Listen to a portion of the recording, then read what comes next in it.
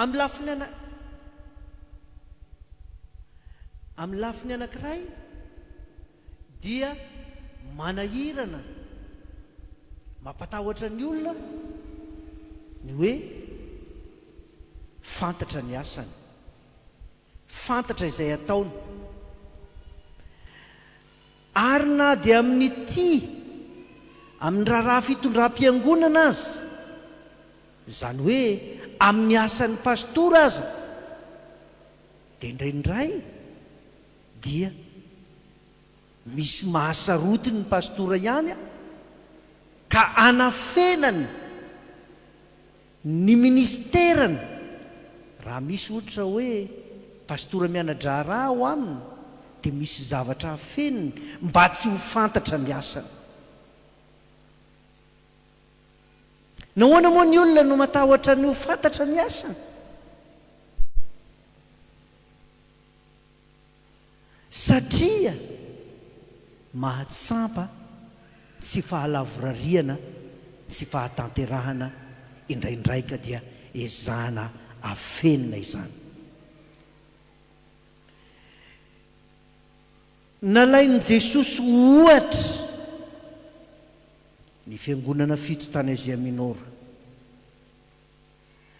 hitarian'ny lalana mba ilazany amin'ny fiangonana, amin'ny tsirairay, fa eo ambany masony ny fiangonana, eo ambany masony ny kristianina tsirairay avy, eo ambany masony ny fiainany, ny ataony, ny momba azy rehetra, ka mahasarotiny azy izany. Tsy sarotiny hoe hikapoka sy hanafay,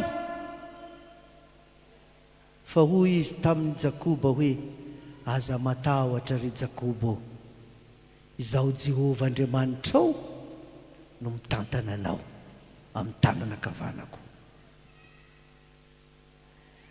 Ary tsy vitsy ny mpanompon'Andriamanitra izay miezaka manafina eo anatrehan'Andriamanitra ny toetrany, ny fombany, ny tsy fahatanterahany, fa sarotsaronana hany ka mihevitra n'Andriamanitra ho Andriamanitra jamba, ho Andriamanitra moana, ho Andriamanitra marenina.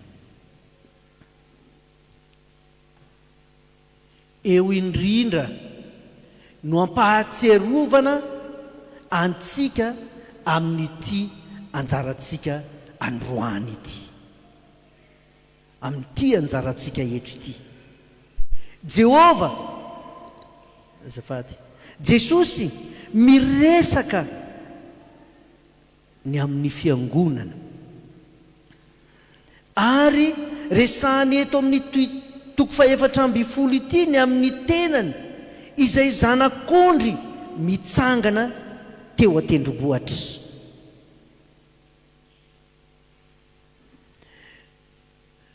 Mampahatsiaro indrindra ilay fotoana izay nijoroan'i Mosesy tao an-tendrombohitra Sinay, raha avy nandray ny didy folo izy, raha avy nandray ny lalàn'Andriamanitra izy. Ary ny olona tsy nahazaka nijery ny famirapiratany tavany, ka natahotra izany. Fa izao na dia hita ny olona toy izany aza, ny voninahitr'Andriamanitra no tafian'ny Mosesy tamin'izay ny fandraisany tamin'Andriamanitra ka nanovozany ny sitrapon'Andriamanitra tao amin'ny tendrombohitra Sinay. Moa nahaova ny toetry ny olona ho araka an'Andriamanitra va izany? Moa tsy raha vao nitodi-doha va Mosesy ka handray ny lalàna tao amin'ny tendrombohitra? Ny olona tato ambany lasa nanao sarin'ny zavatra voasokotra ho azy, nanao sarin'omby lahy volamena ka nanompo sampy. Ireo olona nantenaina izay nitarika ny zanak'Israely mba hitarika azy ireo hihevitra sy handinika ny amin'Andriamanitra, hihevitra sy handinika ny fitiavan'Andriamanitra ny zanak'Israely ka ny tantanany sy ny vimbinany azy, ny ala avy any amin'ny tendrombohitra Sinay. moa ity izy indray va no nitarika ny olona hoe esory ny kavina sy romoty daholo ny kavina anareo sy ny volafotsy sy ny volamena anareo fa hanao Andriamanitra ho anareo isika ka hitarika antsika fa iny Mosesy iny angamba tsy hiverina intsony. Manova fomba fiasa vaovao Andriamanitra ary indro toy ny zanak'ondry efa voavono dia Jesosy Kristy no ny rana ary io no ambarany ary amin'ny toko 5:9 lazainy fa ilay manana ny fanahy fito n'Andriamanitra. Izany voalaza izany fa hitako fa indro teo afovoan'ny seza fiandrianana sy ny zava-mananaina efatra ary teo afovoan'ny olona dia nisy zanak'ondry nitsangana tahaka ny efa voavono nanana tandroka fito sy maso fito dia fanahy fito n'Andriamanitra nirahana hatrany amin'ny tany rehetra. Efa nilazain'ny mpampianatra tamin'ny maraina ihany ny amin'ny fanahy fito n'Andriamanitra zay ao amin'ilay zanak'olona dia Jesosy Kristy zanak'ondry. Dia io no anehoana ny sary ny jiro fito ny altara ao amin'ny voasoratra ao amin'ny Isaia 1:12 ao. Fa hoy ny voasoratra ao amin'ny Isaia 1:12 hoe ny fanahin'i Jehova no hitoetra ao aminy. Io lay afovoany dia mitotsoroaroa misampana, fanahin'ny fahendrena sy fanahin'ny fahazavan-tsaina, fanahin'ny fanoloran-tsaina sy faherezana, fanahin'ny fahalalana sy ny fahatahorana ny Jehova. Hanome fahatanterahana ho an'ny olona amin'ny fahalalany tsara ny zanak'Andriamanitra ka ho tanteraka izay nambaran'ny mpaminany hoe samy tsy hisy ampianatra ny namany avy intsony hoe mahalalany Jehova ianareo fa samy hahalalany Jehova avokoa ny olona rehetra. Eto amin'ity dia miseho eo sahady ny fahatanterahan'ny fitsaran'Andriamanitra ka ampiariarian'Andriamanitra eo anatrehan'ny olona ny fahatongavany zanany izay hanavaka ny ondry sy ny osy. Hanavaka ny osy sy ny ondry sy ny osy. Aseho eto amin'ny tapany voalohany amin'ity teny ity ary ny mampiavaka ny mpanaraka ny zanak'ondry sy izay sy ny tsy manaraka azy. Lazainy ny isa eto fa tsy ho isa io no resantsika ho zava-dehibe fa inona ny mampiavaka azy? Ny mampiavaka izay manaraka ny zanak'ondry sy ny tsy manaraka azy dia izao: manana ny anarany sy ny anaran'ny rainy voasoratra eo amin'ny andriny izy ireo. Manana ny anarany sy ny anaran'ny rainy voasoratra eo amin'ny andriny izy ireo. Io ny famantarana azy. Hoy ny fitenintsika hoe tsy mba misoratra eny amin'ny tapokandrina ny maha olon-dratsy, tsy fantatra eny amin'ny tapokandrina, tsy miseho eny ny maharasy tsy sy ny mahatsara ny olona anankiray, fa ny mahatsara ny olona anankiray koa ve hita eny amin'ny tapokandrina? Tsy misoratra eny. Fa misy famantarana izay tsy hainy devoly esorina sy angalarina eo amin'ireo zanak'Andriamanitra. Ary io no anaovana batisantsika hoe amin'ny anaran'Andriamanitra ray sy ny zanaka ary ny fanahy masina. Manana izany marika izany eny amin'ny andriny, mariky ny mahazanak'Andriamanitra azy. Ka nitenenan'i Jesosy, nitenen'Andriamanitra tahaka nitenenany tamin'i Jesosy koa hoe ity no zanako malalako izay sitrako. Izay tsy manana izany marika izany, hanireny feon'ny tompo hoe riparompo ratsy fanahy sy fantatro ianao na evitaiza na avitaiza. Zavatra faharoa, izay ambarany ity dia ny firaisan'ny lanitra sy ny tany mideran'Andriamanitra. Ny firaisan'ny lanitra sy ny tany mideran'Andriamanitra. Ny teny izay lazaitsika eo amin'ny fanekempinoantsika milaza hoe mino ny fiombonan'ny olona masina aho, dia tsy zavatra resahany vava ampili vava ihany, fa amin'ity ora ity, amin'izao amin'ny 2:01 latsaka izao, dia misy pastora RAKOTONJANAHARY Imboasalama mitoriteny eto amin'ny Pilipitra eto amin'ny Toby Betesda Ambohibao. Mety mpitoriteny eto amin'ny hita maso ihany izy, fa tsy manana anjara amin'ilay tsy hita maso. Fa mety mpitoriteny amin'ilay fiombonan'ny olona masina, ka misy olo masina marobe midera sy manome voninahitra an'Andriamanitra ka mahazo tsara ny hafatry ny filazany tsara ny amin'ny zanak'ondry, ny amin'ny Jesosy Kristy. Izay mijoro eto misy pastor Imboasalama mitory izany, fa tsy azon'izay tsy ao amin'ny Kristy Jesosy raisina izany. Ary izaho sy ianao koa mety ho mpiombona amin'ilay hita maso, nameny fiangonana amin'ilay hita maso, fa avy amin'ilay tenenin'ny Apokalipsy hoe manana anarana ho velona mpinanjo maty ihany. Karoseria ihany ny tonga eto, apalahelo koka, izay moa filazana azy, kokina telefona io, izay ihany ny tonga eto, tsy misy vatany ao, tsy mandray na inona amin'ity fivoriana ity izy, tsy azo na inona eto izy, faty tonga eto ary faty maimbo ivoaka eto.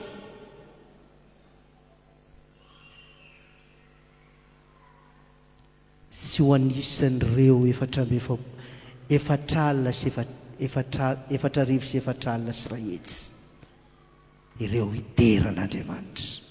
Matahotra izany ry havana, matahotra izany ry havana.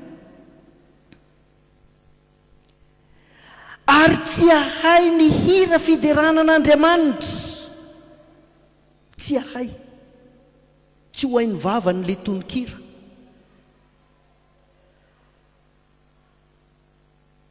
Fa mba mihira ny olona dia manarakaraka eny ihany izy, tsy miresaka ny hirantsika amin'ny ankapobeny zany, fa ny hiran'ny lanitra, ilay fiombonana ao amin'ny vahoaka ny lanitra. Amin'ity fotoana ity ny sainy any ivelany tsy ato. Ny zavatra fahatelo voalaza eto dia izao: miaro tena amin'ny filana samihafa izy sy ny lainga. Miaro tena amin'ny filana samihafa izy sy ny lainga.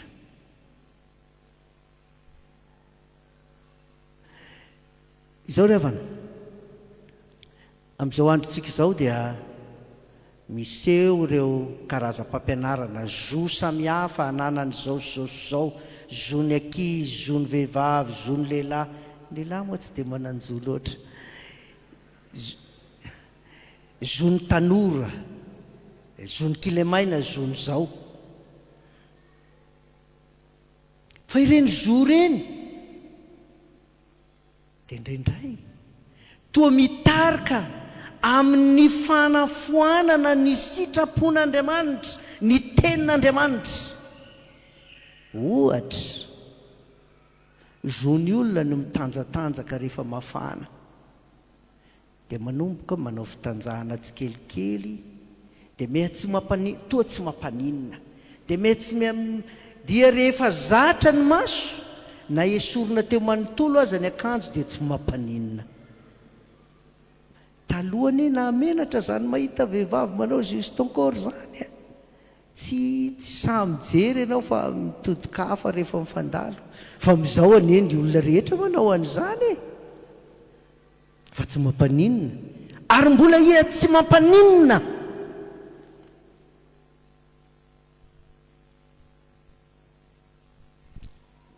Tsy pihin'ny apokalipsy manokana hoy izy hoe amin'ny eo anjarantsika io,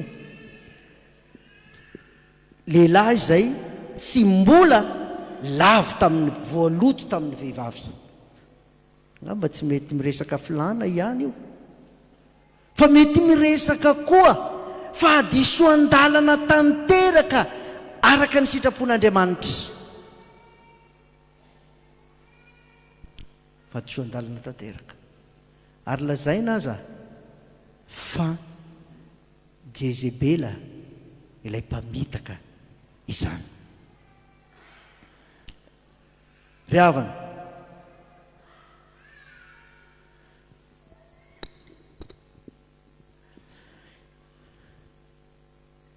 izay manaraka ny zanak'ondry voaresaka eto hoe naverimberina verimberin' Jesosy ihany ny resaka ny amin'ny fahafantarana ny fiangonana fito. Faresahany ny amin'izany araka izay nylazaina teo, ny amin'izay manaraka ny zanak'ondry, ny famantarana hita eo aminy, ny feon'Andriamanitra izay hainy sy irainy, ary ny fialany amin'ny fandotoan-tena. Taon'ny filana izay noresantsika teo, fa misy anankiray ity izay manimba ary manimba ny fiangonana izao amin'ny alalan'ireo serasera-pifandraisana Facebook, dia tsy hafa fa lazainy eto hoe tsy nisy lainga hita teo am-bavany sady tsy nanatsiny izy. Mandeha amin'ny fiangonana izao ry havana ny fifandaingana, ny fifandaingana, ary dia feno fifanaratsiana ny zanak'Andriamanitra, feno fifanaratsiana ny zanak'Andriamanitra. Ny fampitolona mafy tamin'ity tenin'Andriamanitra ity nandritra ny 3 andro, fa tena tsy nahazo aho. Halina nandraiky narary mihitsy aho fampitolona tamin'ity. Fa izao zavatra nitranga tamiko. Misy adina pilipitra hony ety amin'ny Toby. Efa natory aho fa tsy haiko na natory na sy matory. Misy adina pilipitra hony ety amin'ny Toby. Ary sahirana mafy ny dekona nandamina ny pilipitra. Tsy hita intsony izay tena pilipitra, fa indray ny sasany toa azo fijaliana, sasany toa pilipitra, ny sasany. Ary tsy fantatro intsony izay anjara toerako amin'izay hitoriako teny sy ireo mpitoroteny maro, fa samy nisaviritaka ny mpitoroteny rehetra. Aiza ny anjarako, aiza le pilipitrako, aiza n'izao. Dia indraindray ohatra nisy pilipitra tato, indraindray ohatra ny tery le izy, indraindray ohatra ny taty, indraindray tsy fantatro. Taitra tamin'ny torimaso dia nieritreritra, dia avy teo indray verina indray, toa matory, toa tsy matory. Fa nisy dekona anankiray ny antso amafy, pastora aty misy pilipitra ho anao. Dia hoy aho hoe amin'ny alakamisy amin'ray sasany angeny anjarako hoe mbola misy maro tsy nahavita. Ny lahatra teo pastora be dia be amina pilipitra tsy fantatra. Tsy haiko izay heviny, tsy haiko izay heviny. Fa manahoana ny fiainan'ny fiangonana izao? Manahoana ny fiainan'ny fiangonana izao? Ny fiazonana an' Jesosy Kristy, ilay zanak'ondry izay efa nanasa ny akanjony sy nalafotsy azy. Manahoana ny fiangonana? Fotoana ry havana mampandiny tena antsika ny tenin'Andriamanitra, mpandiny tena antsika ny tenin'Andriamanitra, amatarantsika marina ny sitrapon'Andriamanitra, na mitoetra ao aminy itsika na tsia, na velona ao aminy isika na tsia.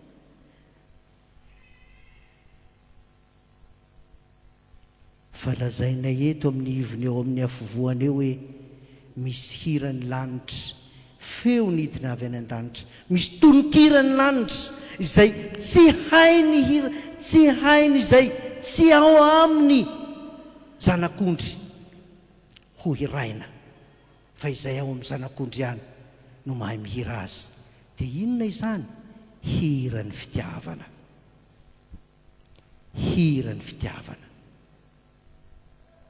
Io no amatarana, io no Andriamanitra dia fitiavana, ary izay mitoetra ao aminy, izay mitoetra ao amin'ny fitiavana no mitoetra ao amin'Andriamanitra. Ary ny Jaona apôstôly mandrakariva izany, tsy nitiavantsika an'Andriamanitra fa nitiavany antsika ka nanolorany tenany hamonjy antsika. Enganeka hiara-mihira amin'ny zanak'ondry isika, hira fitiavana, fampitondra amin'ny fitiavana, ka ho pilipitra anjakan'ny fitiavan'Andriamanitra, anjakan'ny fitiavan'i Jesosy Kristy ny mpanota, ka hiteny hoe amin'ny fifaliana no atsakanareo rano amin'ny loharanon'ny-pamonjena. Dia voninahitra eo an'Andriamanitra raisy zanakary fanahy masina izay azy hatramin'ny taloha indrindra ho azy mandrakizay.